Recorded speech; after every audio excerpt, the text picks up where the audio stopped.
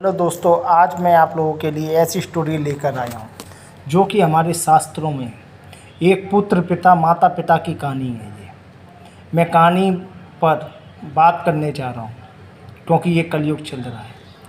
कलयुग में बच्चे अपने माँ बाप के किए हुए कार्यों को निष्फल कर देते हैं अपने कर्मों द्वारा। ये कहानी है उस माता पिता के अभिमान वाले पुत्र की, जो कि इस कहानी को दर्शाता है और उसका नाम है, उसकी गाथा है, उसकी कथा है। पौराणिक युग में शांतनु नामक एक सिद्ध साधु थे। इनकी पत्नी भी एक सिद्ध धर्मपरायण नारी थी। कहानी उस समय की है जब शांतनु और उनकी पत्नी बहुत वृद्ध हो चुके थे और उनकी आंखों की रोशनी भी चली गई थी। इन दोनों का एक पुत्र था जिसका नाम था श्रवण कुमार। श्रवण कुमार बहुत ही सरल स्वभाव का व्यक्ति था। माता पिता के लिए उसके मन में बहुत प्रेम एवं श्रद्धा थी। वो दिन रात अपने माता पिता की सेवा करता था, अपने माता पिता का बच्चों की तरह लालन पालन करता था। उसके माता पिता भी स्वयं को गौरवशाली महसूस करते थे और अपने पुत्र को दिन रात हजारों दुआएं देते थे।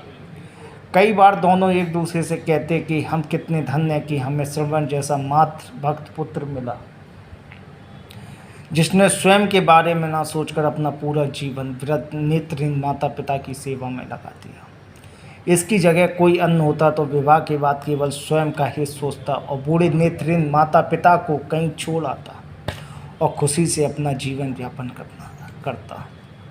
आपको यदि मेरी कहानी अच्छी लग रही हो तो आप मेरे YouTube चैनल को सब्सक्राइब करें तथा लाइक करें। जब ये बात श्रवण ने सुनी तो उसने माता पिता से कहा कि मैं कुछ भी भिन्न नहीं कर रहा हूँ पिताश्री, यह मेरा कर्तव्य है। जब मैं छोटा था आपने मुझे इससे भी ज़्यादा अच्छा जीवन दिया और अब मुझे यह सौभाग्य प्राप्त हुआ है कि मैं आपकी सेवा करूँ। आप दोनों जो भी इच्छा रखते हैं मुझसे कहें, मैं उन्हें अवश्य पूरा करूँगा। तब शांतनु और उसकी पत्नी कहते हैं, पुत्र श्रवण, हम दोनों की आयु बहुत हो चुकी है, अब जीवन का कोई भरोसा नहीं है। किसी भी समय हमारी आंखें बंद हो सकती हैं। ऐसे में हमारी एकमात्र इच्छा है, हम तीर्थ यात्रा करना चाहते हैं। क्या तुम हमारी यह इच्छा पूरी कर सकते हो? श्रवण कुमार अपने माता पिता के चरणों को पकड़कर अत्यंत प्रसन्नता के साथ कहता है, हाँ पिताश्री, यह तो मेरे लिए परम सौभाग्य की बात होगी कि मैं आप दोनों की इच्छा पूरी करूँ। श्रवण अपने माता पिता को तीर्थ करवाने हेतु एक कावड़ तैयार करता है, जिसमें एक तरफ शांतनु एवं दूसरी तरफ उनकी पत्नी बैठती है और कावड़ के डंडे को अपने कंधे पर लाद कर यात्रा शुरू करता है। उसके हृदय में माता पिता के प्रति इतना स्नेह है कि उसे कावड़ का लेस मात्र भी भार नहीं लगता। अपने पुत्र के इस कार्य से माता पिता का मन प्रसन्नता से भर उठता है और वे पूरे रास्ते अपने पुत्र श्रवण को दुआएं देते चलते हैं। तीर्थ करते समय जब वे तीनों अयोध्या नगरी पहुंचते हैं तब माता पिता श्रवण से कहते हैं कि उन्हें प्यास लगी है। श्रवण कांवर को जंगल में रखकर हाथ में पत्तों को पात्र बनाकर सरयू नदी से जल लेने जाता है।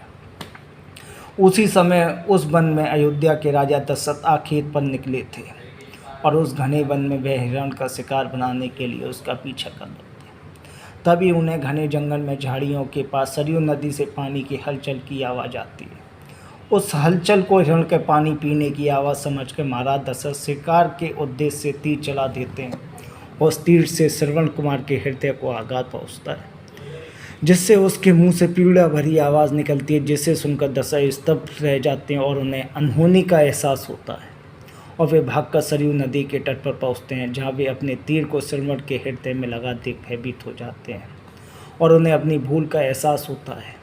दशरथ श्रवण कुमार के समीप जाकर उससे क्षमा मांगते। तब अंतिम सांस लेता श्रवण कुमार महाराज दशरथ को अपने वृद्ध नेत्रहीन माता पिता के बारे में बताता है।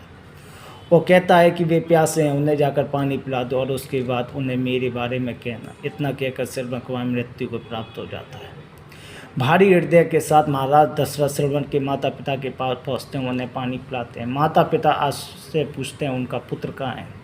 वे भले ही नेत्रहीन हो पर वो दोनों अपने पुत्र को आज से ही समझ लेते हैं। माता पिता के प्रश्नों को सुन महाराज दशरथ उनके चरणों में गिर जाते हैं और बीती घटना को विस्तार से कहते हैं। पुत्र की मृत्यु की खबर सुनकर माता पिता रोने लगते हैं और दशरथ से उन्हें अपने पुत्र के पास ले जाने को कहते हैं।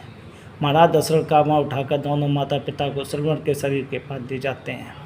माता पिता बहुत ज़ोर ज़ोर से विलाप करने लगते हैं। उनके विलाप को देखकर महाराज दशरथ को अत्यंत गिलानी का आभास होता है और वे पुरानी अपनी करनी की क्षमा याचना करते हैं। लेकिन दुखी माता पिता शांतनु महाराज दशरथ को श्राप देते हैं कि जिस तरह मैं शांतनु पुत्र वियोग में मरूंगा, उसी प्रकार तुम भी पुत्र वियोग में मरोगे। इतना कहकर दोनों माता पिता अपने शरीर को त्याग मृत्यु को प्राप्त हो जाते हैं। महाराज दशरथ श्राप मिलने से अत्यंत व्याकुल हो जाते हैं और कई वर्षों बाद जब उनके पुत्र राम का राज्य अभिषेक होता है, तब माता कैकेयी के वचन के कारण राम, सीता और लक्ष्मण को 14 वर्ष का वनवास स्वीकार करना पड़ता है। और इस तरह महाराज दशरथ की मृत्यु भी पुत्र वियोग में होती है। अब अपने अंतिम दिनों में उन्हें शांतनु के कुछ कहे शब्द याद आते हैं और वे राम के वियोग में अपना शरीर त्याग देते हैं। हमें यह कहानी यही शिक्षा देती है कि बिना लक्ष्य को देखे उसे भेजना कई बार आपको गलती का पात्र बना देता है और आप न चाहते हुए भी दूसरों के दुख का कारण बन जाते हैं। यह थी श्रवण कुमार की कहानी। अपनी माता पिता भक्ति के कारण ही श्रवण कुमार पुराणों में जीवित है।